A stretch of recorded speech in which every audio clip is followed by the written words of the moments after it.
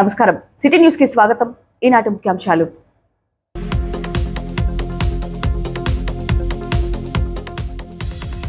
వీరికొండ పట్టణంలో ఆర్టీసీ బస్టాండ్లో 2 నూతన బస్సులను జెండా ఊపి ప్రారంభించిన ప్రభుత్వ చీఫ్ విప్ జీవి.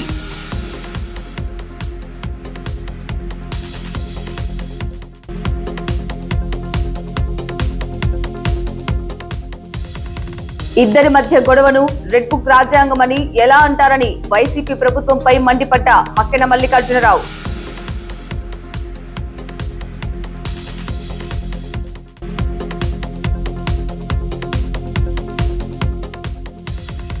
బొల్లాపల్లి మండలం వెల్లటూరు గ్రామంలో తల్లిని హత్య చేసిన కుమారుడు.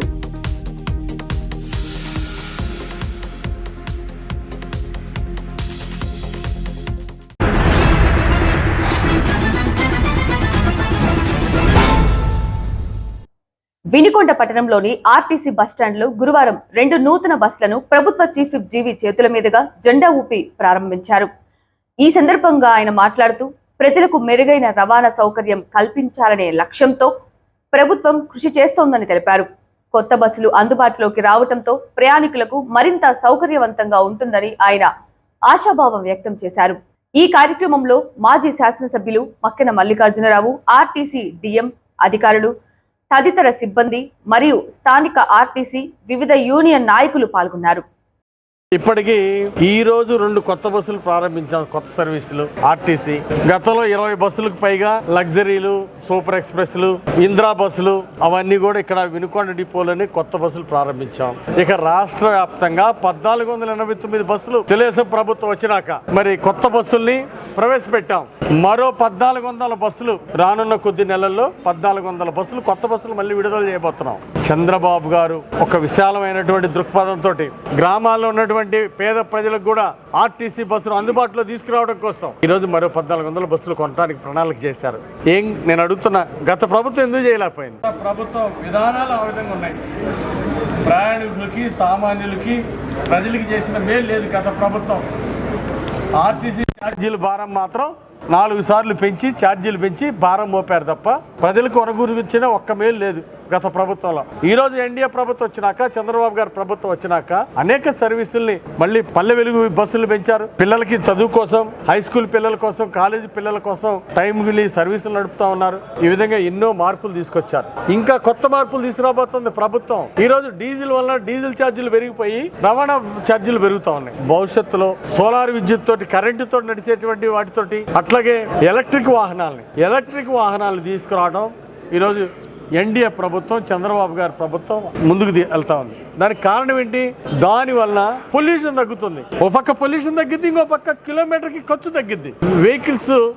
వెహికల్స్ ఎక్కువ కాలం పనిచేస్తాయి. అనేక ప్రయోజనాలు, బహుళ ప్రయోజనాలు ఉన్నటువంటి ఎలక్ట్రిక్ బస్సుల్ని, వాహనాల్ని రానున్న కాలం, దానికి కారణం పొల్యూషన్ తగ్గించాలి. దీనివల్ల వర్షాలు సకాలంలో పడతాయి. పొల్యూషన్ తగ్గించినందువల్ల ప్రజలకు ఆరోగ్యం, ఖర్చు తగ్గుతుంది. మెయిన్గా ఆర్టీసీకి ఖర్చు తగ్గుతుంది. ప్రయాణికులు లేకపోతే మళ్ళీ ఛార్జీలు పెంచాల్సి వస్తుంది. ప్రయాణికులకు మళ్ళీ ఛార్జీలు పెంచకుండా ఉండాలంటే డీజిల్ బస్సుల బదులు ఎలక్ట్రిక్ వాహనాలు రావాలా. చంద్రబాబు గారు దేశంలోని ఒక రోల్ మోడల్గా ఈరోజు ఆంధ్రప్రదేశ్ రాష్ట్రంలో ప్రవేశపెడుతున్నందుకు వారికి ముఖ్యమంత్రి గారికి ప్రత్యేక అభినందనలు, ధన్యవాదాలు తెలియజేస్తున్నాను. అట్లాగే వినుకొండ డిపోకి కొత్త డిపో నిర్మాణానికి 17 కోట్ల ఆవశ్యకత ఉంది. దాన్ని ముఖ్యమంత్రి గారి దృష్టికి తీసుకెళ్ళాం. ఎంపీ శ్రీకృష్ణదేవరాయలు గారు, నేను ముఖ్యమంత్రి గారి దృష్టికి తీసుకెళ్ళాం. ఇప్పుడు నిధులు కొరతున్నప్పటికీ భవిష్యత్తులోనైనా మనకి కొత్త బస్ స్టాండ్కి నిధులు ఇస్తారని నేను ఆశాభావం వ్యక్తం చేస్తున్నాను. అంచనాలు పంపించడం ఆన్లైన్లో ఉంటుంది. ఎండీ గారు సుముఖంగా ఉన్నారు.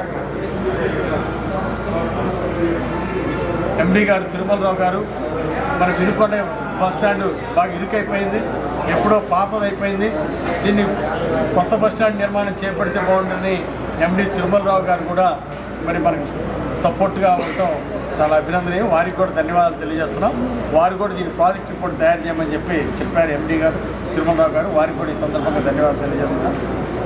అట్లాగే మధు గారు మరి కొత్తగా బాధ్యతలు స్వీకరించారు మరి ఆర్ఎంగా, వారికి కూడా హృదయపూర్వక అభినందనలు తెలియజేస్తున్నారు.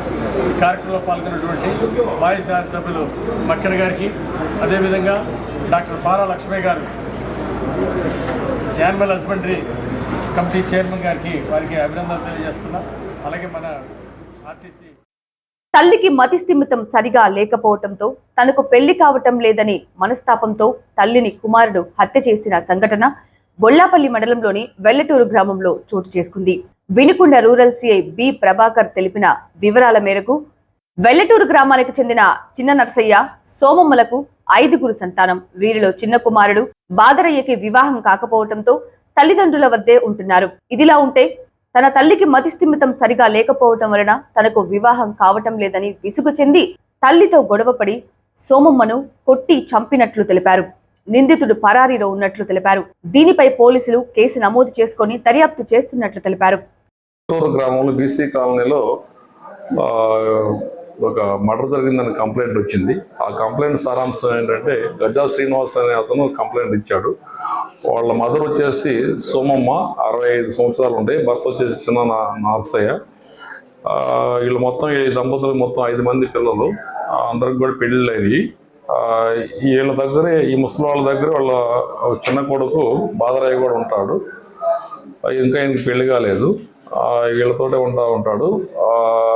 రాత్రి ఇళ్ళు చిన్న భోజనం దగ్గర గొడవ జరుగుద్ది. అట్లాగే కూడా ఈమె ఎవరైతే చనిపోయిందో ఆమె కొద్దిగా సైకలాజికల్ ప్రాబ్లమ్స్ ఉన్నాయి.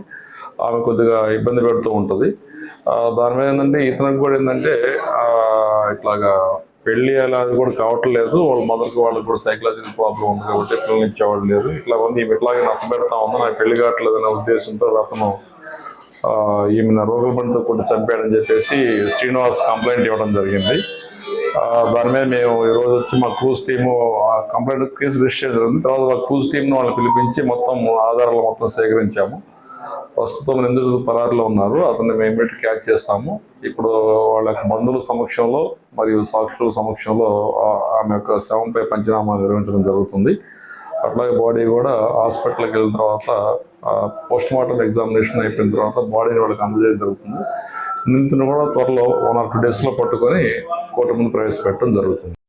వినుకొండ పట్టణంలో ప్రభుత్వ చీఫ్ విప్ కార్యాలయం నందు మీడియా సమావేశం నిర్వహించగా మాజీ ఎమ్మెల్యే మక్కన మల్లికార్జునరావు మాట్లాడుతూ ఎక్కడో తిరునాళ్లలో ఇద్దరి మధ్య జరిగిన గొడవ అనంతర పరిణామాలను, రెడ్ బుక్ రాజ్యాంగం, రాజకీయపరమైన దాడులు ఎలా అంటారంటూ బుల్లా బ్రహ్మనాయుడును, వైకాపాను ప్రశ్నించారు.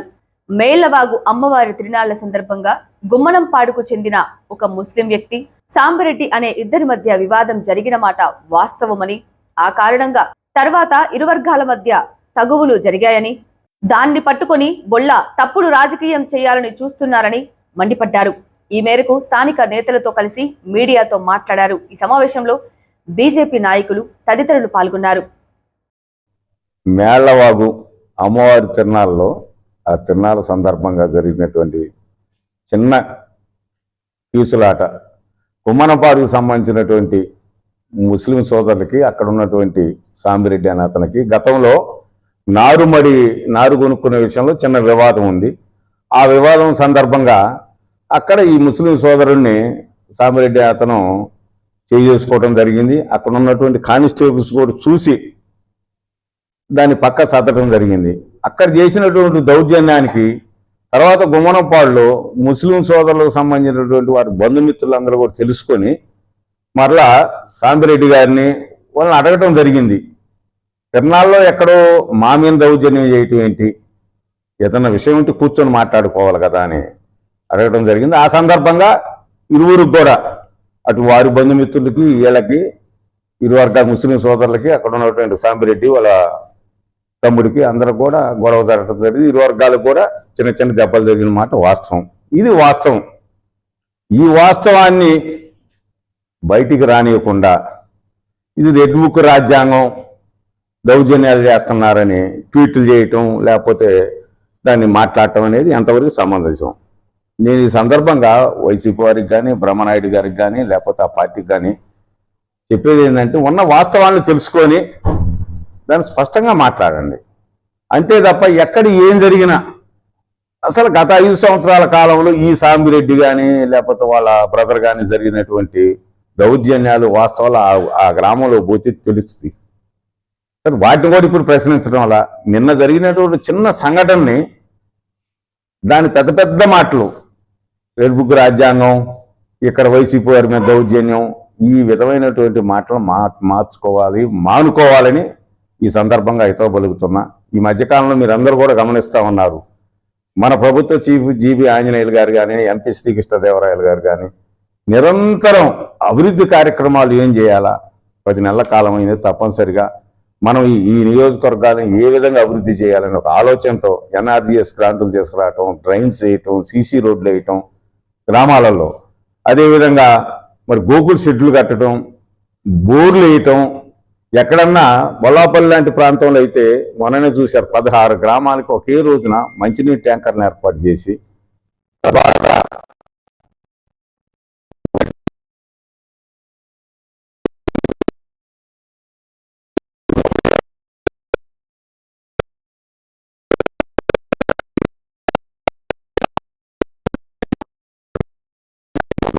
ఈ విధమైన ఆలోచనలే చేస్తున్నారు. ఘాట్ రోడ్ నిర్మాణానికి సంబంధించి కూడా త్వరలోనే మొన్నే నిపుణులను తీసుకురావడం జరిగింది, కమిటీని ఏర్పాటు చేయడం జరిగింది, వారం రోజుల్లో కాంట్రాక్టర్ మాట్లాడటం జరిగింది, వారం రోజుల్లో పనులు కూడా మొదలు పెడతారు. అదేవిధంగా చూసినట్లయితే ఈ రోజునే మంచినీటి కేంద్రాలను శివశక్తి ఫౌండేషన్ ద్వారా, తెలుగుదేశం పార్టీ ద్వారా తాగునీరుని పట్టణంలో వచ్చేటటువంటి వచ్చే ప్రజలకు మంచినీటి కేంద్రాలను ఏర్పాటు చేయడం జరిగింది, మున్సిపాలిటీ ద్వారా ఏర్పాటు చేయడం జరుగుతుంది, ఈద్గాను బాగు చేసే కార్యక్రమం జరుగుతూ ఉంది. ఈ విధంగా నిరంతరం ఈ విధంగా ఈ గత 5 ఏళ్ల పాలనకు భిన్నంగా అభివృద్ధి తప్ప రెండో కార్యక్రమం లేకుండా నడుస్తున్నటువంటి వాస్తవాన్ని జీర్ణించుకోలేక ఈ విధమైనటువంటి పరిస్థితిని మరి ఈ ట్వీట్ ద్వారా చేస్తున్నటువంటి దాన్ని ఖండిస్తూ ఉన్నాం. మేము మొట్టమొదటి నుంచి ఒకటే చెప్తున్నాం, ఎక్కడన్నా ఇబ్బంది జరిగితే అది అధికారుల దృష్టికి తీసుకురండి, అదేవిధంగా ప్రభుత్వం దృష్టికి తీసుకురండి తప్ప ఈ విధంగా మీరు అనాలోచితంగా మీరు పూర్తి స్థాయిలో విషయాన్ని తెలుసుకోకుండా రెడ్ బుక్ రాజ్యాంగం అనే పదం వాడటం అనేది తీవ్రంగా గర్హిస్తూ ఈ నియోజకవర్గాన్ని అన్ని రకాలుగా శాంతిగా ఉంచేదానికి జీవి ఆంజనేయులు గారి నేతృత్వంలో మేమందరం కూడా పనిచేస్తున్నాం. శ్రీకృష్ణదేవరాయలు గారు బ్రహ్మాండంగా కేంద్ర ప్రభుత్వం నుంచి అనేకది ఈ రోజున మనకి అక్కడ చూసినట్లయితే ఎంకుపాలెం దగ్గర లెదర్ పార్క్ నిర్మాణం కోసం కూడా కొరియావారులను తీసుకురావడం జరిగింది. అది కూడా ఏప్రిల్ నెలలో మరలా వస్తున్నారు. వినుకొండ పట్టణం ఆర్టీసీ బస్టాండ్ వద్ద ఏపీపీటీడీ కార్మిక పరిషత్ నూతన కార్యాలయాన్ని ప్రభుత్వ చీఫ్ జీవి గురువారం ప్రారంభించారు. ఈ సందర్భంగా ఆయన మాట్లాడుతూ కార్మికుల సంక్షేమం పట్ల ప్రభుత్వం ప్రత్యేక శ్రద్ధ వహిస్తోందని తెలిపారు. ఈ కార్యక్రమంలో మాజీ శాసనసభ్యులు మక్కెన మల్లికార్జునరావు, జనసేన నాయకులు, బీజేపీ నాయకులు, సిబ్బంది మరియు స్థానిక నాయకులు పాల్గొన్నారు. యూనియన్ బలోపేతం చేయడానికి సరేంద్రరావు గారు ఇప్పుడు తోడుగా ఉంటారు, వారి వెనకాల మేము అండగా ఉంటాం. ఈ యూనియన్ కి ఎప్పుడు కూడా ఏపీపీటీడీ కార్మిక పరిషత్తు మన వినుకొండలో ఏర్పడటం చాలా సంతోషం. ఈ కార్యక్రమానికి ఇచ్చేసినటువంటి రాష్ట్ర అధ్యక్షులు సూరపల్లి శాసనరావు గారికి నేను ప్రత్యేక అభినందనలు, ధన్యవాదాలు తెలియజేస్తున్నా.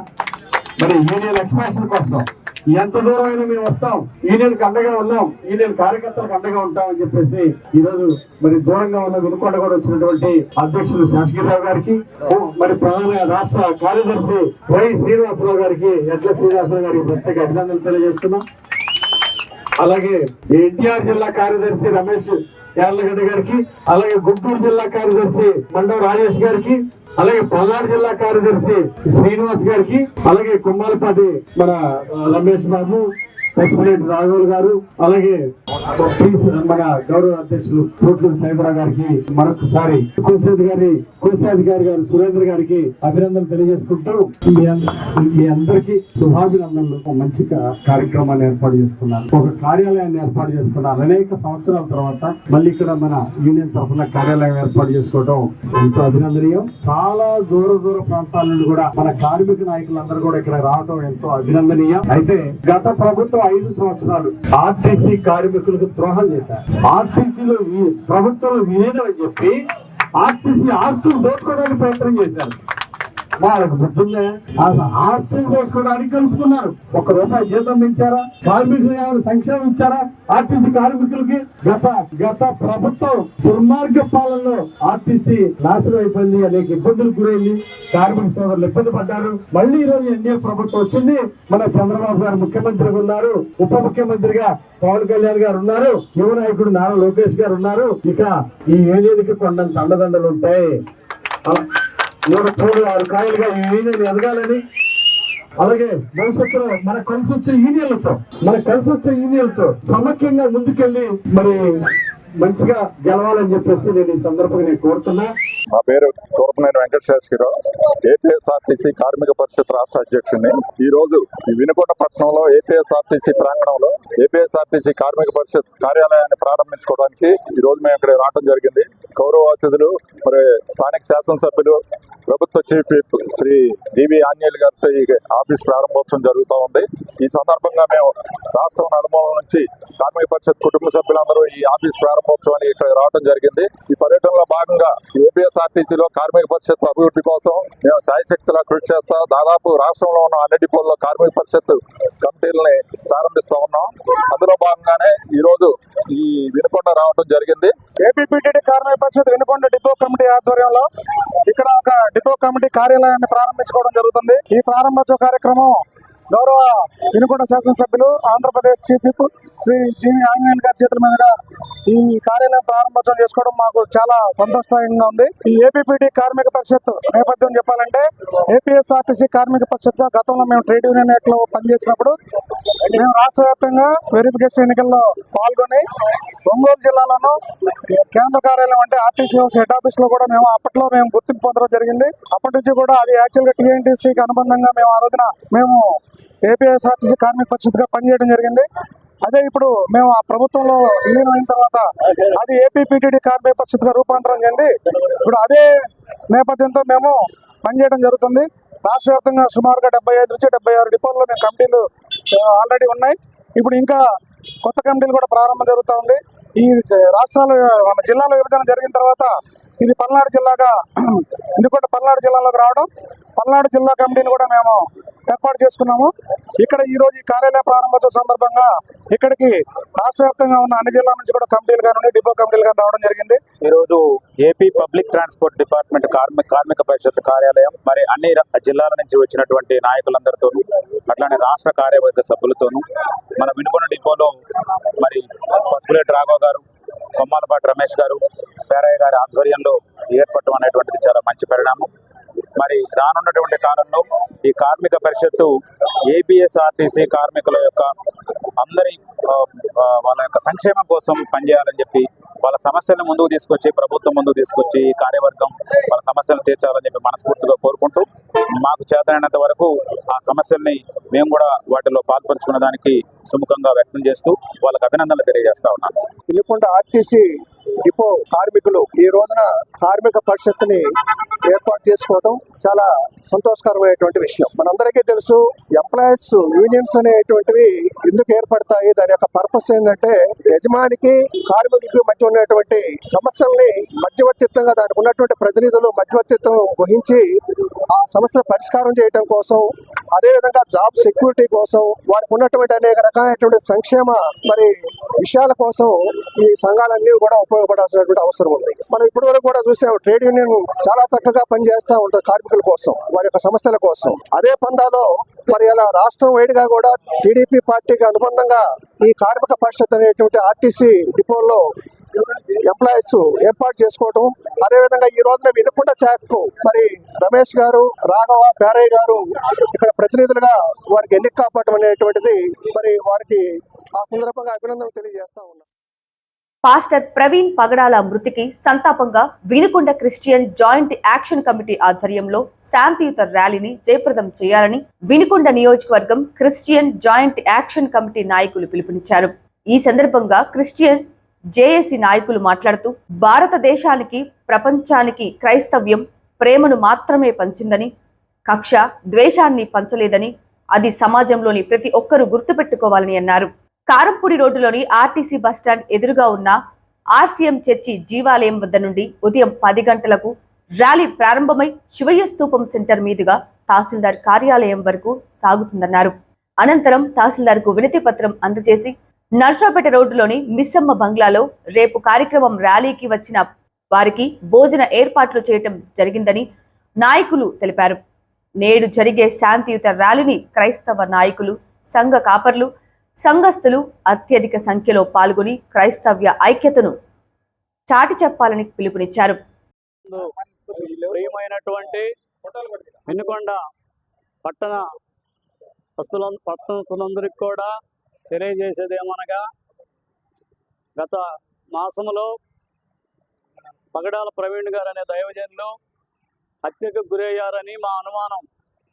దానికి సంబంధించినటువంటి మరి పూర్తి సమాచారాన్ని సంబంధిత అధికారులు వెలికితీసి ఆ కుటుంబానికి న్యాయం చేయాలని మేము ఇమ్మాన్యుయల్ తెలుగు బాప్టిస్ట్ చర్చి మరియు వినుకొండ నియోజకవర్గ pastors council joint Christian action committee కలిసి రేపటి దినాన మా వినుకొండ పట్టణంలో శాంతియుతముగా ర్యాలీ చేయటానికి జాయింట్ క్రిస్టియన్ యాక్షన్ కమిటీ నిర్ణయించింది.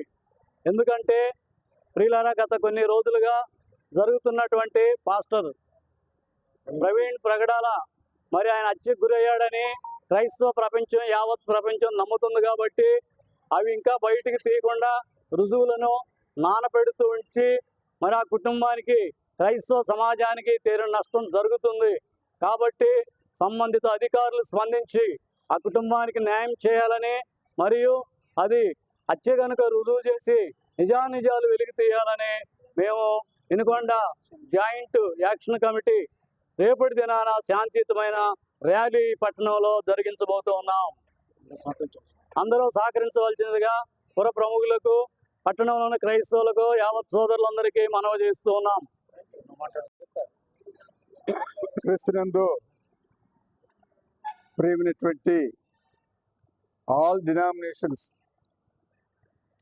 పాస్టర్స్ కౌన్సిల్స్ ప్రతి ఒక్కరికి కూడాను చేరినటువంటి వారందరికీ యేసుక్రీస్తు నామమున వందనాలు చెల్లిస్తూ ఉన్నాం. ఈ సందర్భంగా పాస్టర్స్ కౌన్సిల్ డినామినేషన్స్ మొత్తం కూడాను ఈరోజు ఇమ్మాన్యుయల్ తెలుగు బాప్టిస్ట్ చర్చిలో